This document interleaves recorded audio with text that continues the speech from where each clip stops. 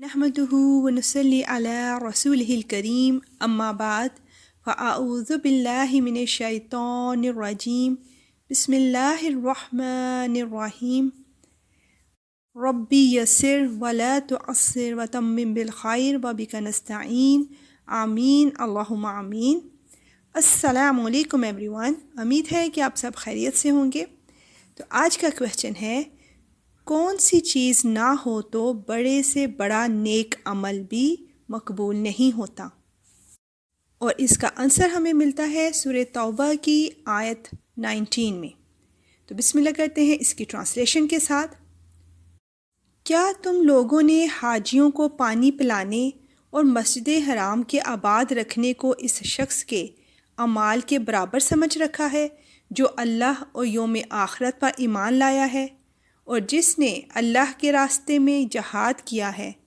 اللہ کے نزدیک یہ سب برابر نہیں ہو سکتے، اور اللہ ظالم لوگوں کو منزل مقصود تک نہیں پہنچاتا۔ ابن عباس رضی اللہ عنہ فرماتے ہیں کہ کافروں کا کہنا تھا کہ بیت اللہ کی خدمت اور حاجیوں کو پانی پلانے کی سعادت ایمان و جہاد سے بہتر ہے۔ ہم چونکہ یہ دونوں خدمتیں انجام دے رہے ہیں، اسی لیے ہم سے بہتر کوئی نہیں۔ اللہ نے ان کے فخر و غرور اور حق سے تکبر کو خاک میں ملا دیا اور فرمایا، قرآن کی تمہارے سامنے تلاوت کی جاتی ہے اور تم اللہ کے احکام سے بے پرواہی سے منہ موڑ کر اپنی بات چیت میں مصروف رہتے ہو۔ تمہارا گمان، تمہارا غرور، تمہارا فخر نامناسب اور غلط ہے۔ ویسے بھی اللہ پر ایمان اور اس کی راہ میں جہاد بہت بڑی چیز ہے، اور تمہارے مقابلے میں تو وہ اور بھی بڑی چیز ہے، کیونکہ اگر تمہاری کوئی نیکی ہو بھی تو اسے شرک کا کیڑا کھا جاتا ہے۔ اللہ اکبر۔ یہ بات ہمیشہ یاد رکھنے والی ہے کہ شرک جس قسم کا بھی ہو، نیکیوں کو تباہ و برباد کر دیتا ہے۔ یا اللہ ہمیں ہر طرح کے شرک سے اپنی پناہ میں لے لیجیے، آمین اللہم آمین۔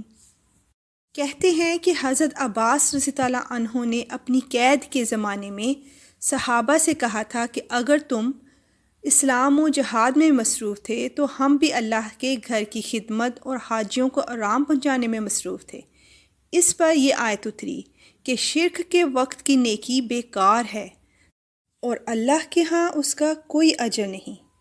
یہاں ہمیں بہت کلیئر میسج مل جاتا ہے کہ اللہ پر ایمان ہر نیکی کی قبولیت کی شرط ہے، اور شرک نیکیوں کو اس طرح کھا جاتا ہے جیسے آگ سوکھی لکڑیوں کو کھا جاتی ہے۔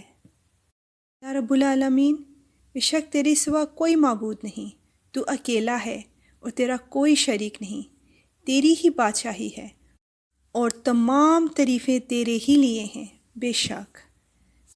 الحمدللہ۔ اور اب نیکسٹ ایپیسوڈ کا کویسچن، کیا جنت پر کسی مذہب و ملت کی اجارہ داری ہے؟ اب اجازت، وآخر دعوانا ان الحمدللہ رب العالمین، سبحانک اللہم وبحمدک اشہد ان لا الہ الا انت استغفرک واتوب الیک۔ السلام علیکم ورحمۃ اللہ وبرکاتہ۔